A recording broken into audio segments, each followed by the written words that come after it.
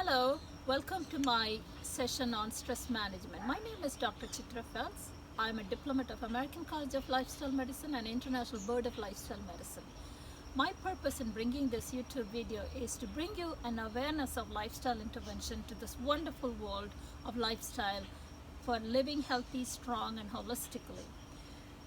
If you missed my first part, stress, the dark side of stress, those of you who missed my first section on stress, this is an overview. 70% of the primary visit, the doctor's visit, is stress-related illness. And there are almost 70 to 90% of the diseases we go through today is stress-related, like heart diseases and diabetes and so many other problems are stress-related. Emotional distresses are directly related to stress-related. And stress is a key factor in emotional wellness. And also, if you are stressed patients they don't eat healthy and they don't follow lifestyle interventions. So this is all proven by research. It's not my idea, it's proven by research. That's why stress management is very important. We also talked about what all the different effects of stress. If you missed my part 1, please visit that so that this part 2 will make sense. So what happens during stress? We already discussed that during stress, our body releases stress hormones. Because of the chronic stress, there is a high level of stress hormone which remain in our body. So our brain, there is a center in our brain, stay active, so they consistently release high level of stress hormone. So when your body have a high level of stress hormone, what happens? Your wound healing takes longer. And any other increase, it increases the abdominal fat, which we already know that the high abdominal fat increases heart diseases in direct correlation with stroke. And also high level of stress can lead to heart attack, stroke, high cholesterol level, bad cholesterol, and also depression have a direct correlation with stress. So remember that stress has a dark side. It's not just your stress, it also have a physiological effect. So please listen to my first video on stress. So stress also affects your brain. We saw that in brain there is a center called hippocampus, which is important learning and memory center. People who are on a very high level of stress, it decreases the hippocampus to 14%. Okay, that affects their memory and learning and all those other things.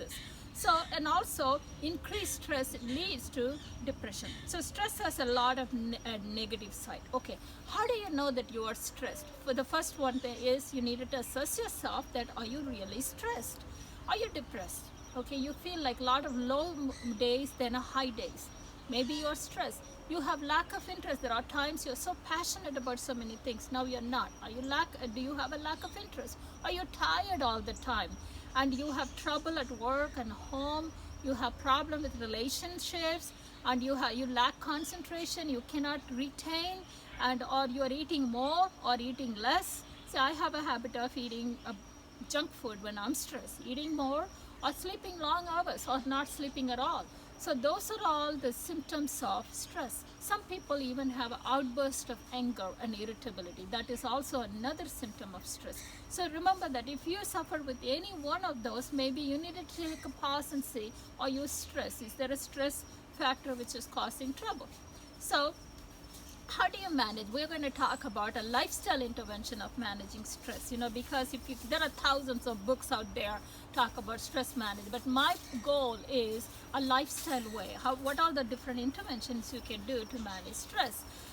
Number one, a study proved that this study is published in a Journal of Health Promotion, where it reports that vegans have a less stress and anxiety. Isn't that interesting? Yes, because these are all a research I'm talking about. Okay, avoid arachidonic acid. What is arachidonic acid? Where do you see arachidonic acid? Arachidonic acid is seen in chicken and eggs.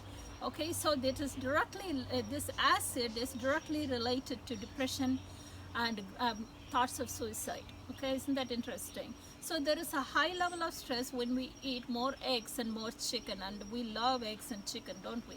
Okay, but it is directly related to stress. And also how to avoid stress. Increase intake of vitamin C. Wow, that's important because vitamin C is a cofactor in the chemical called dopamine. I'm sure you heard about it. Dopamine, also known as zest of life. Vitamin C is important in the neurotransmitter in your brain, those chemical exchange, dopamine and serotonin. When they go out of balance, that's when causes a manic depressive psychosis, depression, and all kind of mental illnesses. So taking a lot of vitamin C. Where do you find vitamin C? You'll see vitamin C rich in fruits, a lot of fruits, okay? Any citrus fruit, oranges, fresh oranges, those things you would see vitamin C. They also say vitamin C is also known as a zest of life. So if you have overstress, maybe you wanted to consider including that. What are some of the research which shows about stress and plant-based diet? Because your diet have a direct correlation with how to manage stress, even though you can do all the other things, listening to music and all the other things are very important, but how can you do this day to day? There is a study published in Journal of Health Promotion which shows that vegan reports less stress and anxiety. Okay, there is another study published in Nutritional Journal shows that this was a study, a randomized control study. What does that mean? Was they have two different groups, and one group is experimental group. When they did that, what they found was meat, fish, and poultry increases. Avoiding meat, fish, and poultry improves the mood. People with depression, they did the study and they found that putting them on this diet improves their mood. There is another study which shows that this is done in the Nutritional Journal, done among Seventh-day Adventist adults, found that vegan diets are associated with healthy mood states and decreased stress. Okay, so that is a very important. There is another study which shows that eating fruits and vegetables is associated with greater flourishing in daily life. This article was with Science. This research was published in Journal of Health Psychology. Why this is important? When people who have their fruits and vegetables as the daily diet, they seems to be on a positive attitude. They have a flourishing, they have a optimism, and they have purpose in life. So it's important. Diet have a role in it. So what are the other way you can manage your stress? Physical activity, absolutely physical activity. Getting up and moving around and just doing a moderate exercise 20 minutes a day improves your moods, improves your stress hormones are coming down with that. And increase fruits and vegetables in your diet. It's very important. Sleep habits, 7 to 8 hours a day sleep habits, because that's when your chemicals are moderated, balanced. There is another way like mindfulness, relaxation, meditation, all those things are also can be helpful in stress management. Okay, positive relationship and a social support is one study found that people with a positive relationship with others and social support, I'm not talking about social media, but social support, friends and family, your church or your community, those kind of social relationship also improves, manage stress and improves life. So if you do not know about self-management techniques, so please read about it. Mindfulness is another way of managing your stress. There is another also spiritual and religious activity. There is a study done, people who are involved in spiritual and religious activity, their stress level is also very less. Time in nature, I'm a nature lover. You can see all around me. I spend time in nature. When I'm stressed, I go to my garden. I work in my garden. Just 1 hour in my garden relaxes me. So if you are not a nature lover, maybe it's time for you to get out and do something in nature. Okay, so these are all the various studies show that you can manage your stress. There is also another study which shows that greater carotenoid concentration improves optimism. What kind of food have carotenoid? Like carrots and colored fruits. We talked about rainbow diet. Your fruit, there are 5 colored fruits. So make sure your plate has, half of your plate has a colored food. So you take the more colored fruits and vegetables which increase carotenoid in your body, that also manages your turmeric. What about having spices in your food, like turmeric and saffron, probiotics, flax seeds, walnuts, and carbohydrate rich? I know a lot of people have no carbs. No, but the study says that the research proved that carbohydrate rich snacks, evening snacks, can improve the mood. Okay, so all those things can also alter your stress management. So there are certain things you needed to avoid in order to manage your stress. Avoid caffeine, excessive caffeine. Some people drink 4, 5, 6 cups of coffee. You need to stop and say, is that good? No, it can actually increase your stress. And insomnia, not sleeping right, lack of exercise, watching television all the time but not moving around, using drugs and smoking and processed food, to using a lot of processed food, and all those things can bring more stress to your body. So you may want to avoid all those things. Also, taking things personally, anything happens at work, you take that very personally, can also increase your stress. So you may want to adjust there too. So sometimes some people put unrealistic expectations. Okay, if you needed to know your strength and you need to know your weaknesses, and that can also manage your stress. So you have to all those, you needed to focus on that. American College of Lifestyle Medicine advocates three steps to avoid stress or manage stress. What are they? They are my favorite too.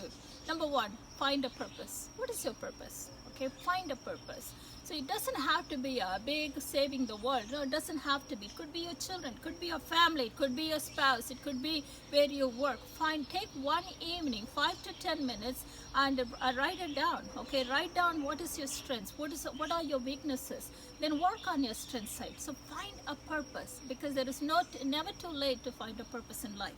Then the second one, American College of Lifestyle Medicine recommend, and many authors recommend, that was express the gratitude. Have a gratitude journal. Journal down.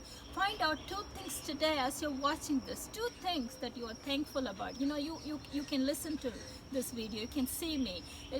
What are the 2 things? You may be having a good job. You have an excellent family relationship. You have kids and anything. I'm sure you can find 2 things that you are thankful. Do that every day. Every day find 2 things and you're thankful of. That really does some changes in your chemicals in your brain and your emotions. Then the third one, which is my favorite, is finding beauty around you. You can find a beauty. Like maybe stop, look at the birds and flowers and plants and whatever you wanted to find. Maybe you're an art lover. Go to an art gallery and look at artwork and find beauty all around you. So when you see that the research shows that this is not somebody's good idea, there is scientifically proved that when we do these kind of things, it affects our stress hormone and it brings balance to our body. So we can live healthy and strong and long. Thank you for listening to me. This is Dr. Chitra Felts. And if you haven't subscribed my channel, please stay tuned in and watch all the other videos I'm posting. Thank you.